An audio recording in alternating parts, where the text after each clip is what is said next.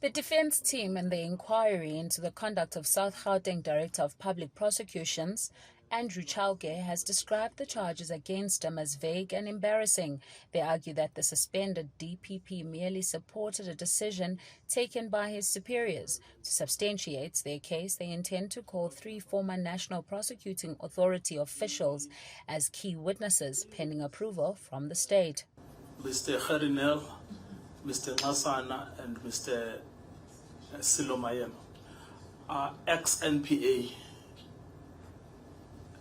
There is a provision in the NPA Act that they may not disclose information obtained by them in the course and scope of their duties without permission.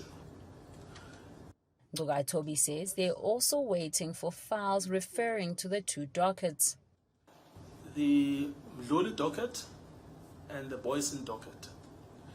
The charge itself, if you look at charge 3.1.1.1, talks about the docket in the Boysen matter.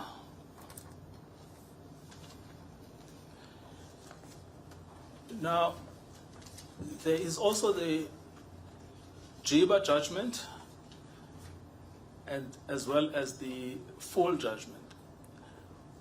We had asked as early as the 7th of November for the full records in those cases.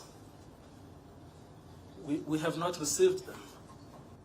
The defense argues that in the Richard Mdluli matter, where Chauke was said to have delayed the murder charge and initiated an inquest, that decision rested with the National Director of Public Prosecutions.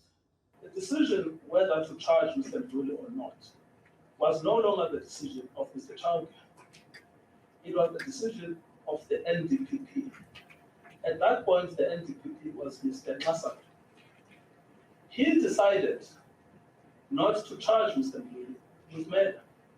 And in the Boysen matter, questions were raised about why the state continued to pursue a racketeering charge despite what the evidence leader said was a lack of evidence. The defense argued that there was, in fact, compelling evidence. Statement was written in Zulu, who also directly implicated Mr. Boysens. There was also common cause evidence that the members of the Ketomano unit received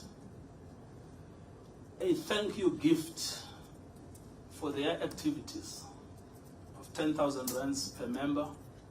Mr. Boysen himself received, I think, 10,000 rands as well. There was also the statement of Mr. Ayer. Mr. Ayer had taken over from Mr. Boysen. He also directly implicated Mr. Boysen. The inquiry has reached an agreement on the timelines for when both parties are expected to submit the required documentation, including witness statement, the full witness list, and other relevant records.